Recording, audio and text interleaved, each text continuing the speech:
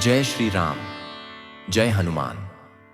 प्रिय भक्तों, दुनिया में ऐसा कौन व्यक्ति होगा जो अपार धन दौलत का मालिक नहीं बनना चाहता। अगर आप भी चाहते हैं कि आपकी जिंदगी में समृद्धि, सुख और पैसा बिना रुके आने लगे, तो ये वीडियो सिर्फ और सिर्फ आपके लिए है। क्योंकि आज शनिवार के दिन जो भक्त श्री राम भक्त हनुमान जी की पूजा अर्चना करता है, उस पर शनिदेव स्वयं प्रसन्न हो जाते हैं। आज के इस वीडियो में हम हमारे पूज्य गुरु जी द्वारा बताया गया एक चमत्कारी उपाय भी लेकर आए हैं, जो आपके भाग्य को सिर्फ 7 दिनों में बदल सकता है। कृपया इस वीडियो को अंत तक जरूर देखिए। जो भक्त चैनल पर नए हैं, वो वीडियो को लाइक करें, सब्सक्राइब करें और कमेंट बॉक्स में हनुमान जी के चरणों में अपनी हाजिरी दर्ज करें। प्रिय भक्तों, आज जो मंत्र हम आपके लिए लेकर आए हैं, वो कोई साधारण मंत्र नहीं है। वो एक जागृत शक्ति है, श्री हनुमान जी की कृपा का साक्षात रूप। इस मंत्र को सिर्फ 108 बार सुनिए।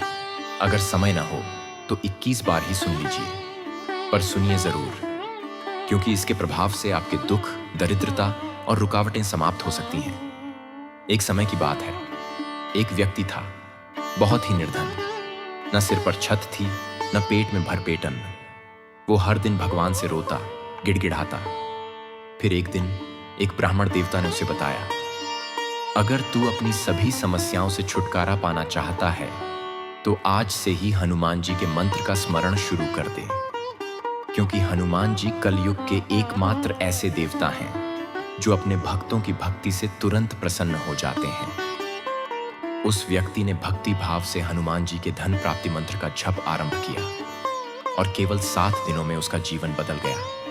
उसे धन मिला, रोजगार मिला और सम्मान भी। प्रिय भक्तों, अब जानिए वह दिव्य और सरल उपाय जिसे आप आज से ही शुरू कर सकते हैं। शनिवार की रात को स्नान करके शुद्ध लाल वस्त्र धारण करें। एक पीपल का पत्ता लें और उस पर चंदन से AUM हनुमते नमः लिखें। इस पत्ते को अपने घर के तिजोरी स्थान या जहां आप पैसे रखते हैं, वहां रख दें। फिर उसी स्थान पर बैठकर AUM श्री हनुमते नमः मंत्र का 108 बार जप करें। इस उपाय को लगातार 7 शनिवार तक करें और पूरी श्रद्धा से हनुमान जी से धन, वैभव और उन्नति की प्रार्थना करें। आप देखेंगे कि कैसे चमत्कार आपके जीवन में उतर रहा है। तो भक्तों, देर न करें, आज से ही इस उपाय को अपनाइए और अपने जीवन में बजरंग बली की कृपा को महसूस कीजिए।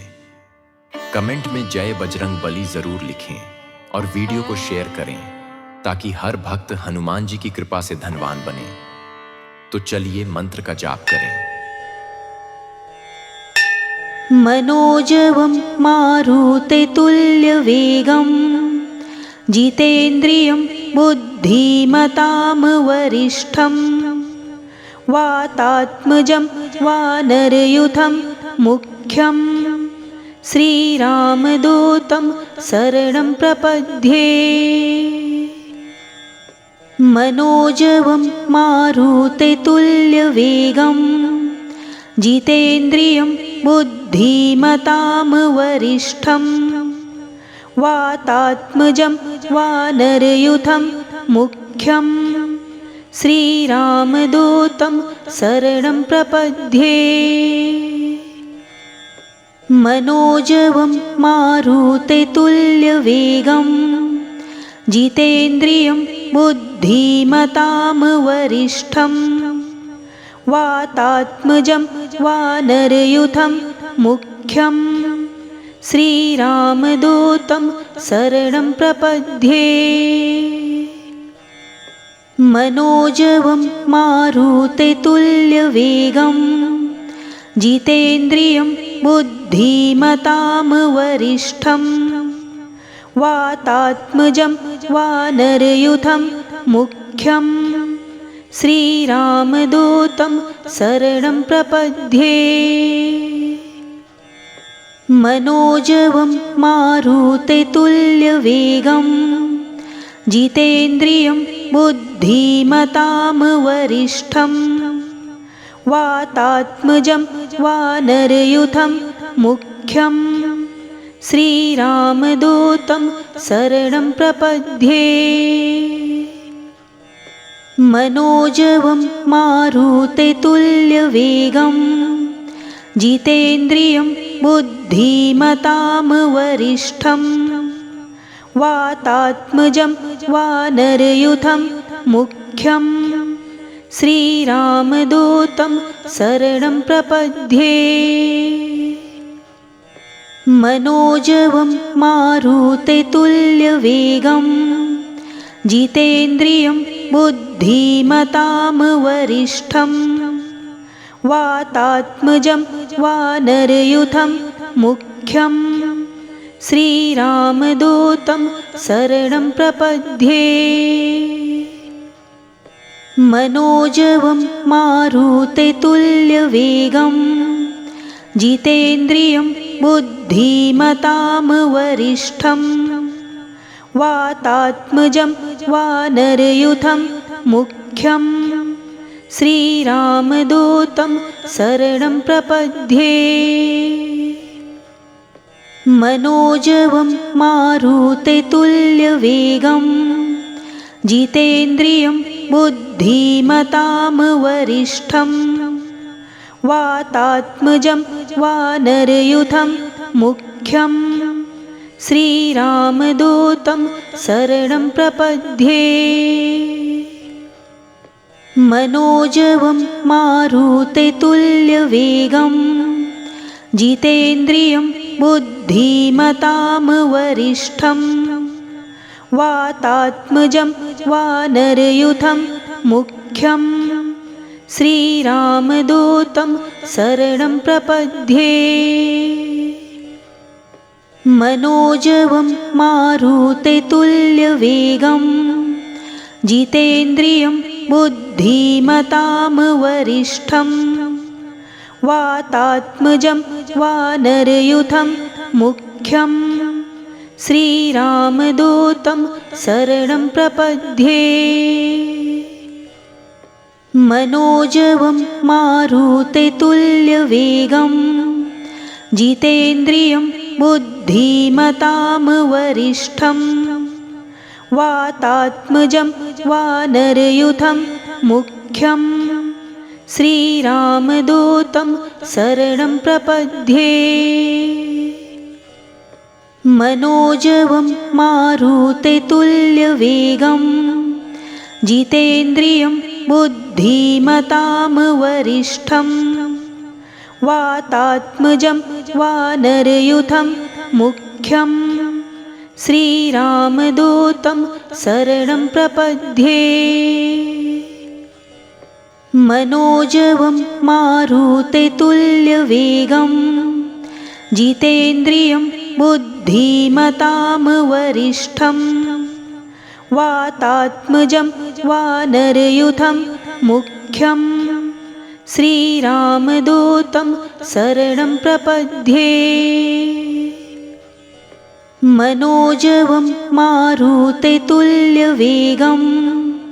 जितेन्द्रियं बुद्धिमतां वरिष्ठं वातात्मजं वानरयूथं मुख्यं श्रीरामदूतं शरणं प्रपद्ये। मनोजवं मारुतेतुल्यवेगं जितेन्द्रियं बुद्धिमतां वरिष्ठं वातात्मजं वानरयूथं मुख्यं श्रीरामदूतं शरणं प्रपद्ये। मनोजवं मारुतेतुल्यवेगं जितेन्द्रियं बुद्धिमतां वरिष्ठं वातात्मजं वानरयूथं मुख्यं श्रीरामदूतं शरणं प्रपद्ये। मनोजवं मारुतेतुल्यवेगं जितेन्द्रियं बुद्धिमतां वरिष्ठं वातात्मजं वानरयूथं मुख्यं श्रीरामदूतं शरणं प्रपद्ये। मनोजवं मारुतेतुल्यवेगं जितेन्द्रियं बुद्धिमतां वरिष्ठं वातात्मजं वानरयूथं मुख्यं श्रीरामदूतं शरणं प्रपद्ये। मनोजवं मारुततुल्यवेगं जितेन्द्रियं बुद्धिमतां वरिष्ठं वातात्मजं वानरयूथं मुख्यं श्रीरामदूतं शरणं प्रपद्ये। मनोजवं मारुततुल्यवेगं जितेन्द्रियं बुद्धिमतां वरिष्ठं वातात्मजं वानरयूथं मुख्यं श्रीरामदूतं शरणं प्रपद्ये। मनोजवं मारुततुल्यवेगं जितेन्द्रियं बुद्धिमतां वरिष्ठं वातात्मजं वानरयूथं मुख्यं श्रीरामदूतं शरणं प्रपद्ये। मनोजवं मारुततुल्यवेगं जितेन्द्रियं बुद्धिमतां वरिष्ठं वातात्मजं वानरयूथं मुख्यं श्रीरामदूतं शरणं प्रपद्ये। मनोजवं मारुततुल्यवेगं जितेन्द्रियं बुद्धिमतां वरिष्ठं वातात्मजं वानरयूथं मुख्यं श्रीरामदूतं शरणं प्रपद्ये। मनोजवं मारुततुल्यवेगं जितेन्द्रियं बुद्धिमतां वरिष्ठं वातात्मजं वानरयूथं मुख्यं श्रीरामदूतं शरणं प्रपद्ये। मनोजवं मारुततुल्यवेगं जितेन्द्रियं बुद्धिमतां वरिष्ठं वातात्मजं वानरयूथं मुख्यं श्रीरामदूतं शरणं प्रपद्ये। मनोजवं मारुततुल्यवेगं जितेन्द्रियं बुद्धिमतां वरिष्ठं वातात्मजं वानरयूथं मुख्यं श्रीरामदूतं शरणं प्रपद्ये। मनोजवं मारुततुल्यवेगं जितेन्द्रियं बुद्धिमतां वरिष्ठं वातात्मजं वानरयूथं मुख्यं श्रीरामदूतं शरणं प्रपद्ये। मनोजवं मारुततुल्यवेगं जितेन्द्रियं बुद्धिमतां वरिष्ठं वातात्मजं वानरयूथं मुख्यं श्रीरामदूतं शरणं प्रपद्ये। मनोजवं मारुततुल्यवेगं जितेन्द्रियं बुद्धिमतां वरिष्ठं वातात्मजं वानरयूथं मुख्यं श्रीरामदूतं शरणं प्रपद्ये। मनोजवं मारुततुल्यवेगं जितेन्द्रियं बुद्धिमतां वरिष्ठं वातात्मजं वानरयूथं मुख्यं श्रीरामदूतं शरणं प्रपद्ये।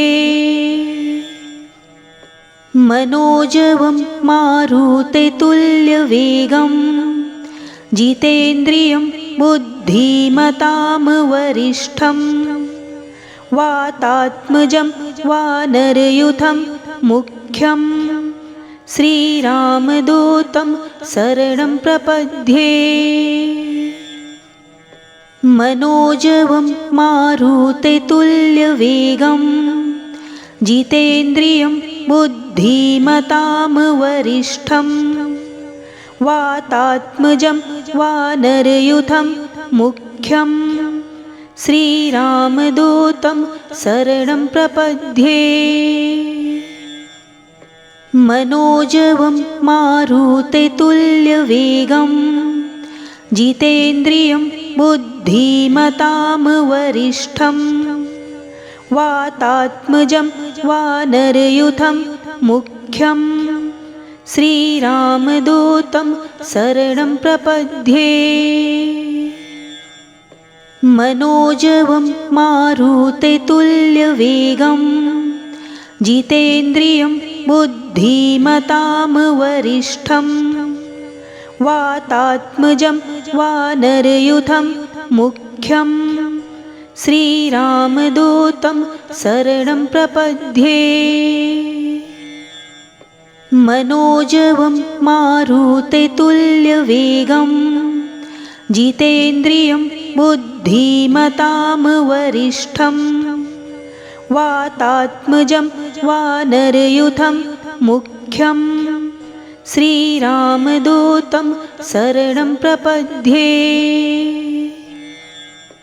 मनोजवं मारुततुल्यवेगं जितेन्द्रियं बुद्धिमतां वरिष्ठं वातात्मजं वानरयूथं मुख्यं श्रीरामदूतं शरणं प्रपद्ये। मनोजवं मारुततुल्यवेगं जितेन्द्रियं बुद्धिमतां वरिष्ठं वातात्मजं वानरयूथं मुख्यं श्रीरामदूतं शरणं प्रपद्ये। मनोजवं मारुततुल्यवेगं जितेन्द्रियं बुद्धिमतां वरिष्ठं वातात्मजं वानरयूथं मुख्यं श्रीरामदूतं शरणं प्रपद्ये। मनोजवं मारुततुल्यवेगं जितेन्द्रियं बुद्धिमतां वरिष्ठं वातात्मजं वानरयूथं मुख्यं श्रीरामदूतं शरणं प्रपद्ये। मनोजवं मारुततुल्यवेगं जितेन्द्रियं बुद्धिमतां वरिष्ठं वातात्मजं वानरयूथं मुख्यं श्रीरामदूतं शरणं प्रपद्ये। मनोजवं मारुततुल्यवेगं जितेन्द्रियं बुद्धिमतां वरिष्ठं वातात्मजं वानरयूथं मुख्यं श्रीरामदूतं शरणं प्रपद्ये। मनोजवं मारुततुल्यवेगं जितेन्द्रियं बुद्धिमतां वरिष्ठं वातात्मजं वानरयूथं मुख्यं श्रीरामदूतं शरणं प्रपद्ये। मनोजवं मारुततुल्यवेगं जितेन्द्रियं बुद्धिमतां वरिष्ठं वातात्मजं वानरयूथं मुख्यं श्रीरामदूतं शरणं प्रपद्ये। मनोजवं मारुततुल्यवेगं जितेन्द्रियं बुद्धिमतां वरिष्ठं वातात्मजं वानरयूथं मुख्यं श्रीरामदूतं शरणं प्रपद्ये मनोजवं मारुततुल्यवेगं जितेन्द्रियं बुद्धिमतां वरिष्ठं वातात्मजं वानरयूथं मुख्यं श्रीरामदूतं शरणं प्रपद्ये मनोजवं मारुततुल्यवेगं जितेन्द्रियं बुद्धिमतां वरिष्ठं वातात्मजं वानरयूथं मुख्यं श्रीरामदूतं शरणं प्रपद्ये मनोजवं मारुततुल्यवेगं जितेन्द्रियं बुद्धिमतां वरिष्ठं वातात्मजं वानरयूथं मुख्यं श्रीरामदूतं शरणं प्रपद्ये मनोजवं मारुततुल्यवेगं जितेन्द्रियं बुद्धिमतां वरिष्ठं वातात्मजं वानरयूथं मुख्यं श्रीरामदूतं शरणं प्रपद्ये मनोजवं मारुततुल्यवेगं जितेन्द्रियं बुद्धिमतां वरिष्ठं वातात्मजं वानरयूथं मुख्यं श्रीरामदूतं शरणं प्रपद्ये मनोजवं मारुततुल्यवेगं जितेन्द्रियं बुद्धिमतां वरिष्ठं वातात्मजं वानरयूथं मुख्यं श्रीरामदूतं शरणं प्रपद्ये मनोजवं मारुततुल्यवेगं जितेन्द्रियं बुद्धिमतां वरिष्ठं वातात्मजं वानरयूथं मुख्यं श्रीरामदूतं शरणं प्रपद्ये